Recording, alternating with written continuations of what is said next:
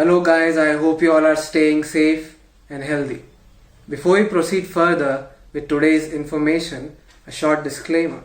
Always check with your doctor, medical professionals before you start anything new. India is the diabetic capital of the world, which is very sad. And yes, it is possible to reverse this deadly disease. Type 2 diabetes is caused by a poor lifestyle, which also means that it can get better when people start making lifestyle changes. If you are under any medication, please do not stop it. Continue taking it. We are only going to make lifestyle changes. And once your sugar levels get normal, your doctor will slowly reduce your medication and dosage. Now we are going to discuss the powerful things that people are doing to prevent diabetes. And if you have it, you can see that what suits your lifestyle and try to do these things to reverse it. The first is nutrition, going low carb and then balance your proteins and good fats. Replace your meals with good carbs. The first step is low carb, more protein and more fat to balance it out. Diabetics don't have to stop rice, they have to eat rice the same way mixed with lentils. So like a khichdi or dal chawal, when you mix it with it changes the way it behaves in the human body. Next is a couple of almonds or walnuts, because the fiber and the protein in the nuts will basically synergize with those simple sugars in your carbs and not let your blood sugar levels rise too high. Next is add more fiber, because fiber doesn't allow your blood sugar levels to rise too fast. The next is portion control. Most people get portion control wrong. If you eat exactly how much your body needs, your body will produce that many enzymes it needs to break down food and the right amount of insulin. One important point is chewing. The people who chew and do not swallow it immediately, you will see that the blood sugar levels over time don't rise that much. Because when we send undigested food which we have eaten really quickly and not well into our system, we need to produce more of acids, lipase, amylase, insulin and everything else. By slowing down, two things will happen. You will eat less and you will have a better control over your blood sugar levels. Sri Lankan roll cinnamon is a power food. It is a functional food when it comes to diabetes. Green coffee, beans, extract, flax seeds. Just by adding flax seeds over your salads into your food or mixing it with water, that is great for your sugar levels. Then there's amla, Indian gooseberry.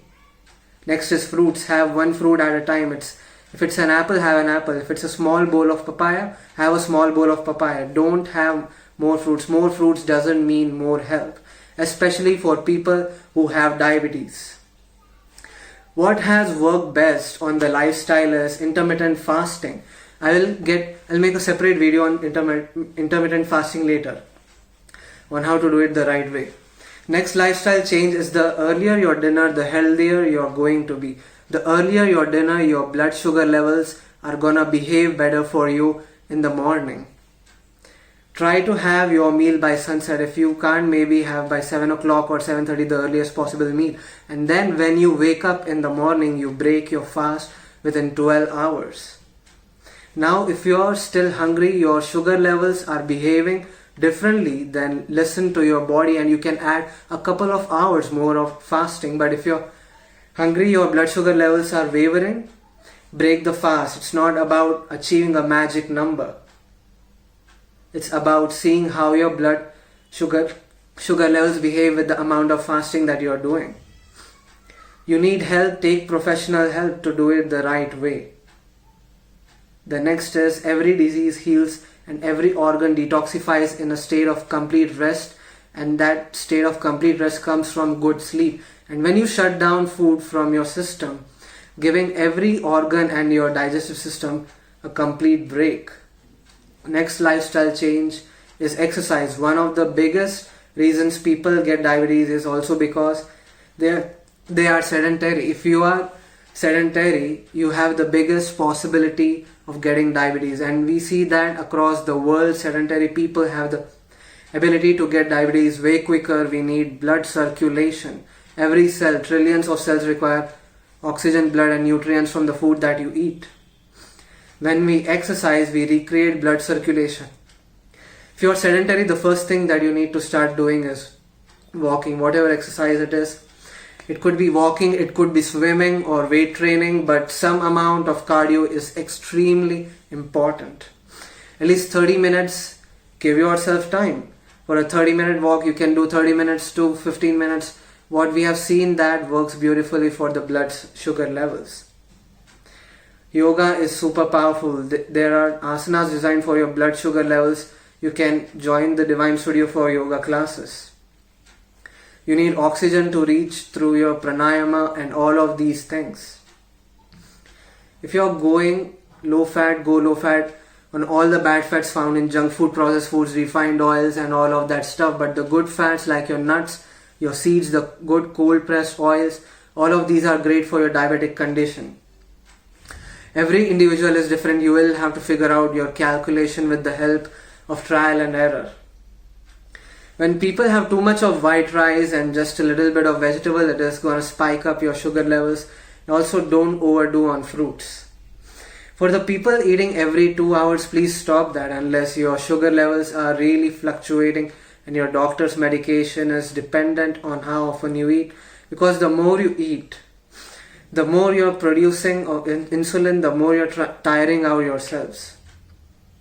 The third vertical is sleep. There is medical science showing the correlation of 1 night of sleep deprivation on your blood sugar levels.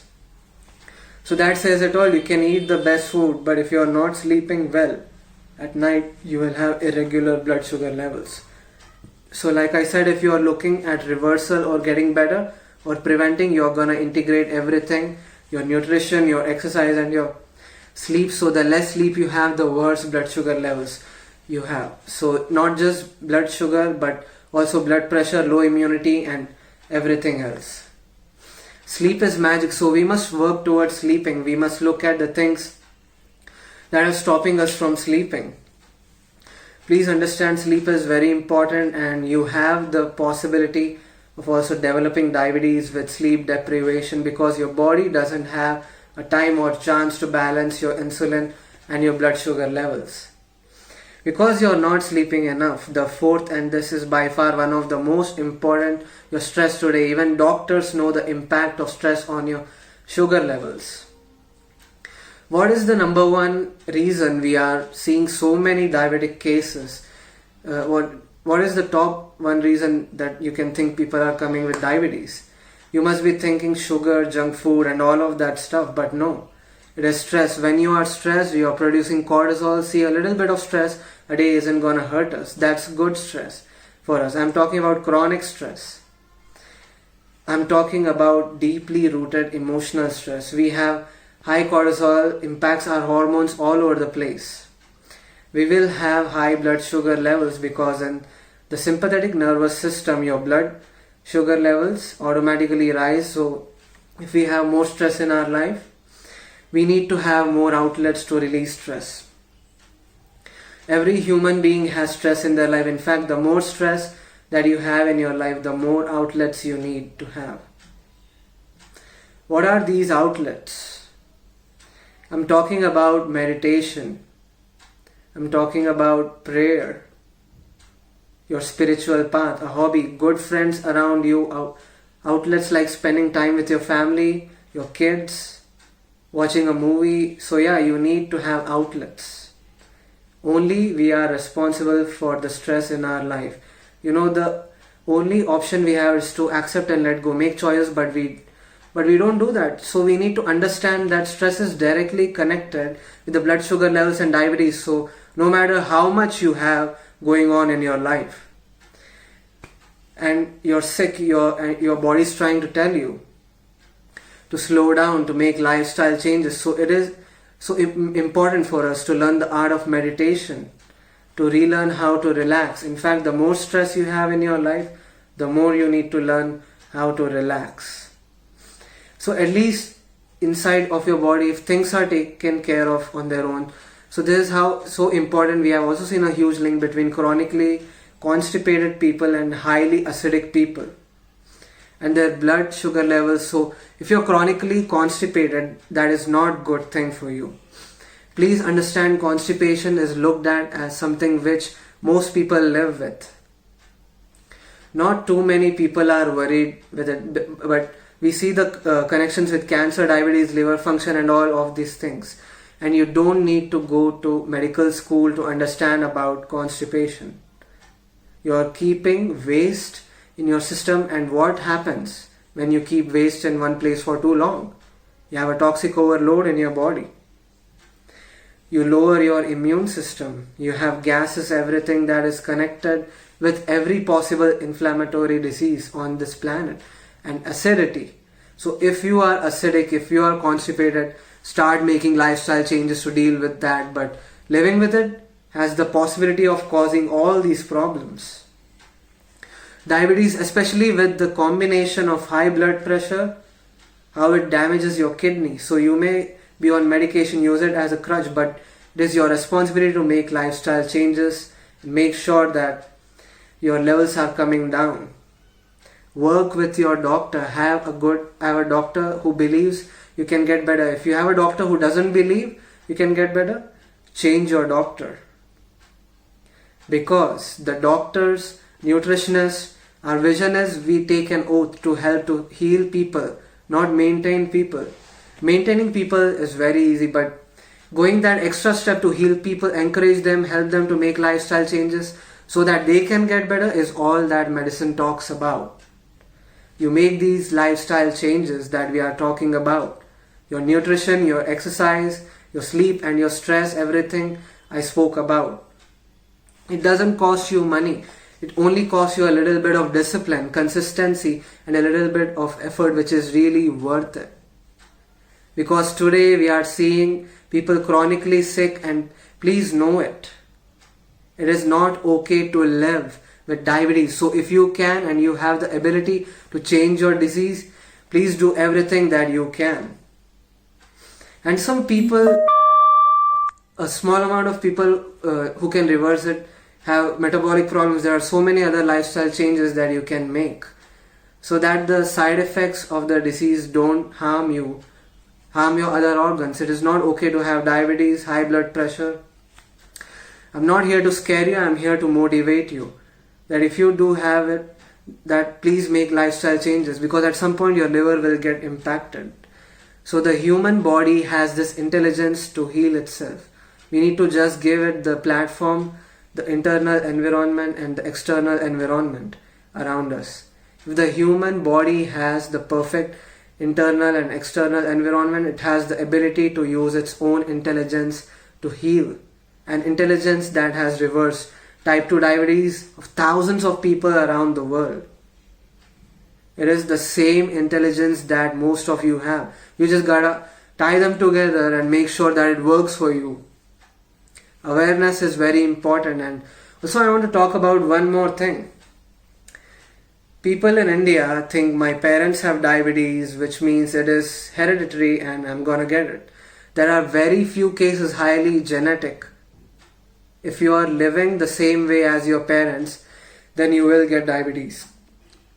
Make those lifestyle changes. I know so many people, it's where the grandparents and the parents have diabetes, but the family below and a new generation don't have it at all, because they have made lifestyle changes. So please understand, health is our responsibility. It is not the responsibility of the doctors or anyone out there.